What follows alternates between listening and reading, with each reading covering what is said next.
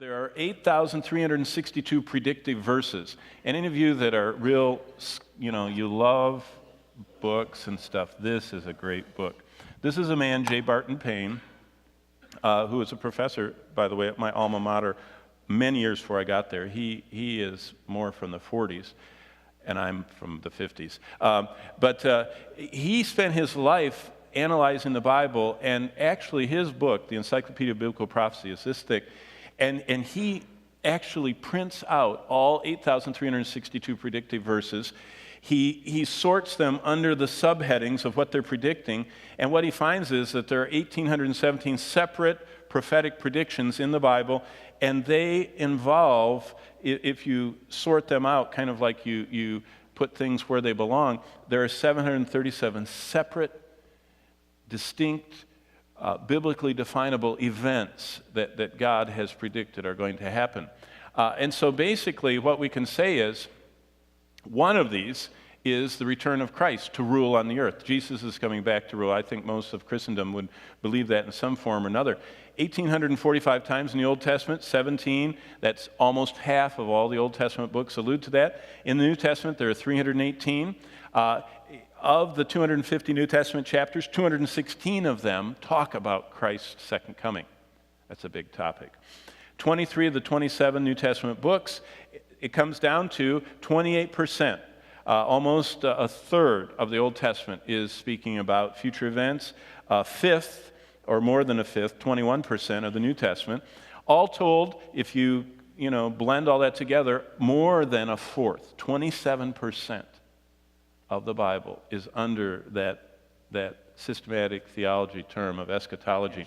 Now, eschatos, this word means last or final, so a study of the final or last things, and that's the end times. And so I'm trying to cover tonight what I taught for a whole semester at the Master's Seminary. We're going to do it all tonight. Since it's snowing anyway, might as well stay.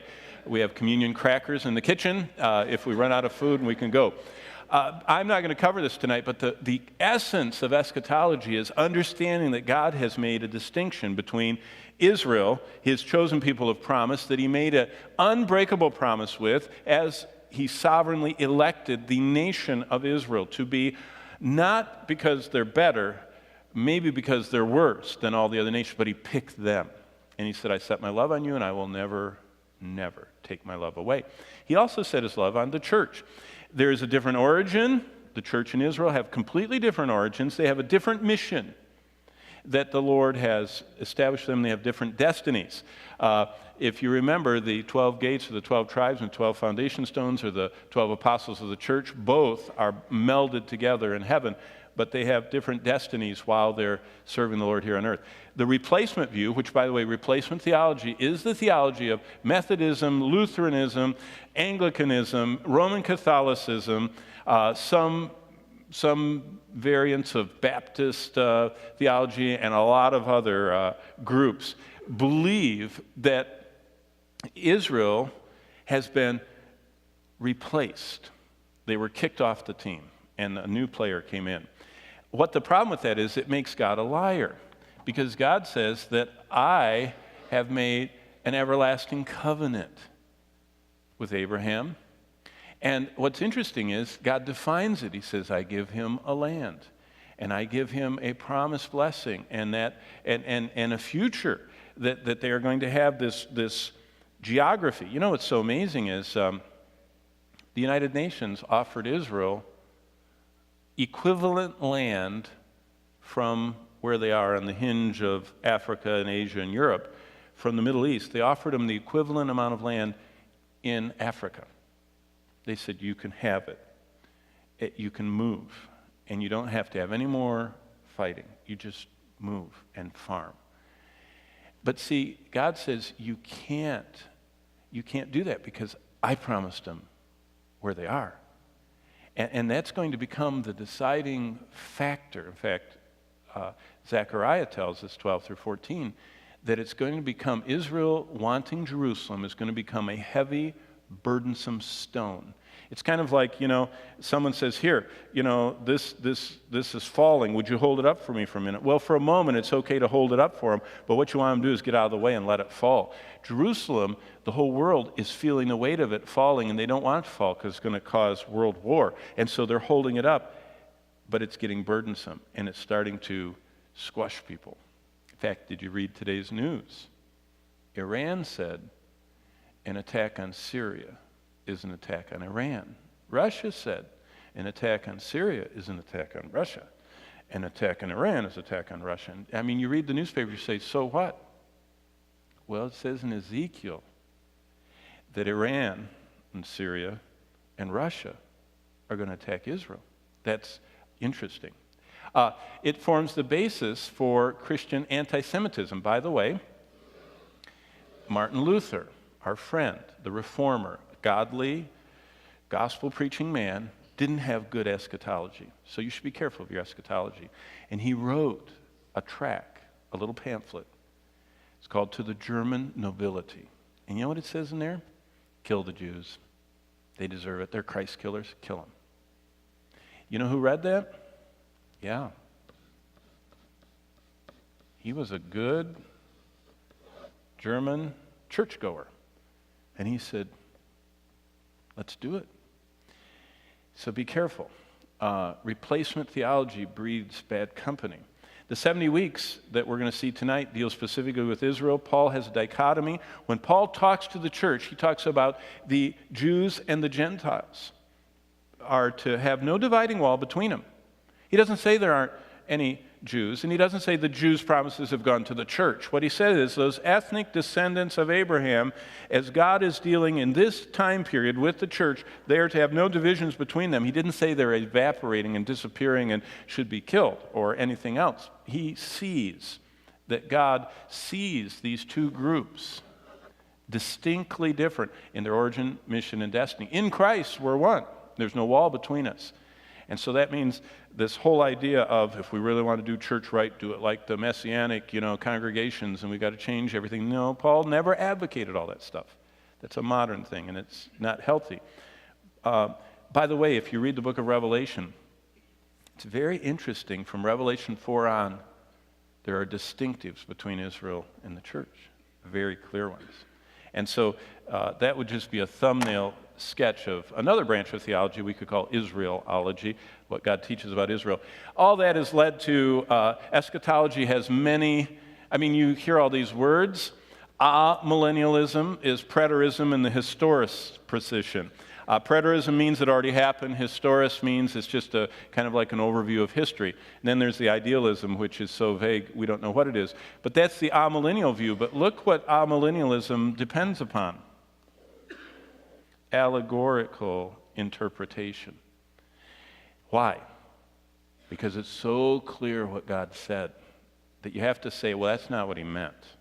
You have to have a key, kind of like in an allegory like Pilgrim's Progress, which is an allegory, and it's a good one. An allegory isn't bad unless God meant it to be literal. But in Pilgrim's Progress, Doubting Castle and Giant Despair, those weren't people, those represented things. That's what an allegory is. So what they say is that God wasn't clear about what he meant about Israel. What he was saying was, Israel have all the land from the Euphrates River to the Great Sea. What that means is the church should go into all the world and preach the gospel. That you redefine everything God says and give it a different meaning. So the allegorical hermeneutic is how you interpret the scripture.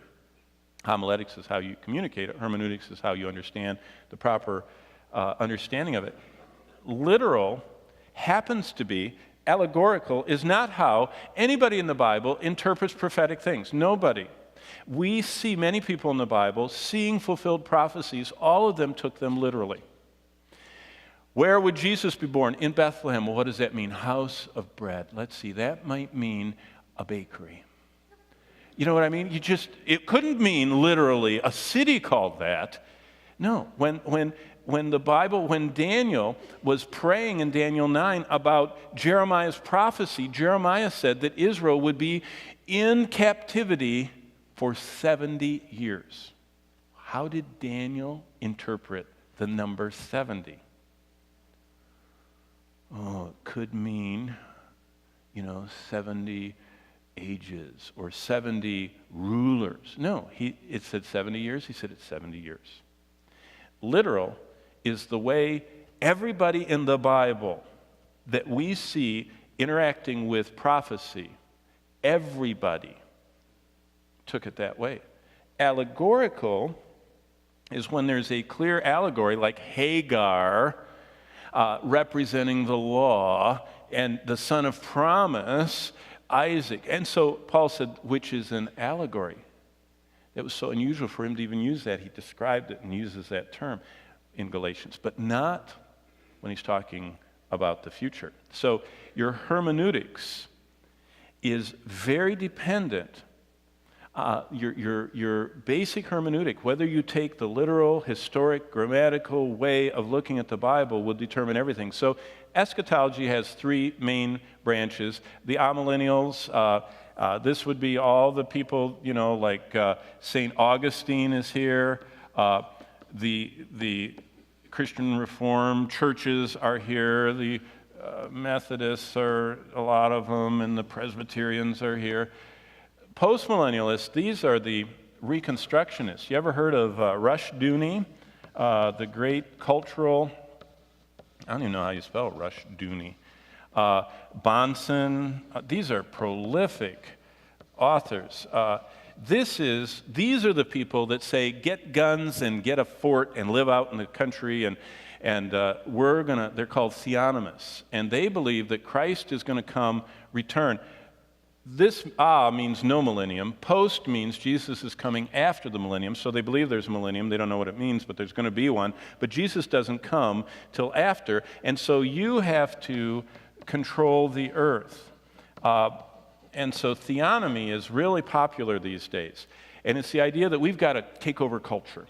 And we've got to get all the laws. I mean, we have to start doing what they did in Exodus. And if they are homosexuals, then you know what Exodus says, do to them, do that. And if they're a witch, you know what Exodus says, do that to them. You know what Leviticus says to do these. And they want to have theo, the word for God, nomo, law. They want to have God's law to be instituted on culture and society. We have to be very careful about that. Does God ever say we're supposed to institute His? We're supposed to govern unsaved people with the laws He wrote down for His covenant people? That's an interesting thought. And a lot of believers don't think about that. We get all wrapped up in, Christian nation and go for our political guy. Theonomy, Reconstructionism, the idea of conquering culture for Christ is not biblical. That's not in the Bible. Conquer individuals with the love of Christ and see them gloriously converted and start having the law of Christ written on their hearts is all through the Bible. But to make America under the Levitical laws, that's not in the Bible. And so we waste a lot of energy. And this Reconstruction movement is interesting, and it's kind of a bunker mentality. We're going to outlast them. We're going to slowly, if we have a lot of children and if we, get Texas, and then we'll get Oklahoma, and then in 50 or 1,000 years we'll get the South all right, and then finally we'll get New England. And California by then will be earthquaked off, And that isn't biblical. Maybe leading people to Christ and church planting, but not politically trying to cantilever until we conquer our country. Because we've already read that evil men and seducers will get worse and worse, and that in the last times people will be lovers of their own selves. We already know that we can't institute all that. So see, your eschatology is very important. A lot of people are investing a lot of time here that God does not command us or even infer for us. Then there's that means before millennialism, which means that Christ comes down before the millennium. Well, what's interesting is this. Now watch how complicated it gets. Now this is going to look like the gerrymandering that the politicians are working on, moving the congressional districts around. Look at all that stuff. What is that stuff? Well, within the Christ returning before the millennium, we have three different camps. It's almost like denominations, I have to be real careful with my humor. Oh, boy. I'll just tell one thing. When I grew up in Michigan, I was ordained way back in I was ordained in the 80s, but I was in this movement in the 70s. It was called IFBAM. Now, I'm not trying to be mean to anybody here. You might even know what that is, but it was, and I'm not critical, I'm just telling you something. Independent Fundamental Baptist Association of Michigan. It's a wonderful group. I'm ordained by them. But did you know what the men at the fellowship meetings, what that acronym meant to them? I Fight Baptist All Over Michigan. Because there were many Bible teaching, Bible believing that weren't in their fellowship, but they wouldn't have anything to do with them. And see, that's kind of what even these views do among true believers. Okay, post-tribulationists believe that Jesus Christ comes at the end of the tribulation, after the tribulation. And so what they do is they equate the second coming and the rapture as simultaneous. That's many denominations, that's almost all covenant theologians, unless they're odd ducks, would believe that. Then there's the mid-tribulational view, which actually was originated way back a long time ago, but Everett Harrison is the one that, he called it Christian triumphalism, and he believed that only the overcomers would get raptured, and all the other believers had to bake for a while in the tribulation, and when they baked for a while, then the Lord would get them after they came to their senses. But it's been more popularized these days by the guy that owns Xerox, I forgot, Van Kampen. Bob Van Kampen, his family, he was a godly Bible scholar. Van Kampen Merritt, they were very, very wealthy. He bought Xerox for $600 million. I remember that. He was loaded.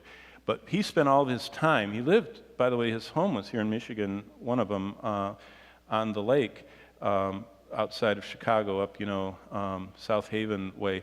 But Bob Van Kampen spent 2 years plus of his life writing about this view. And then he gave the book to Marv Rosenthal, and the mid-tribulational view got a lot of traction there. I still remember when Bob Van Kampen brought his manuscript to John MacArthur, to all of us in the faculty at the Master's Seminary, and Bob Van Kampen was a real businessman. He said to John MacArthur, he said, "I'd like you to read my book." John said, "I love reading your book. You're a good friend of mine." He says, "Well, I give you $15 million a year.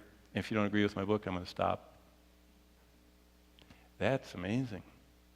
He gave $5 million to the seminary, $5 million to the college, and $5 million to the radio.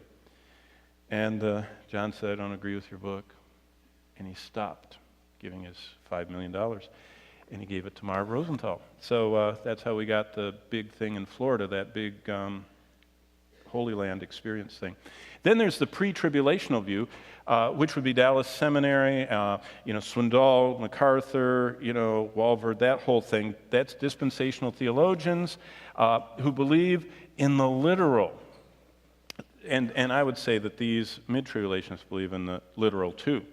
But these post-tribulationists, they have to not be as literal because it doesn't fit. So this is eschatology.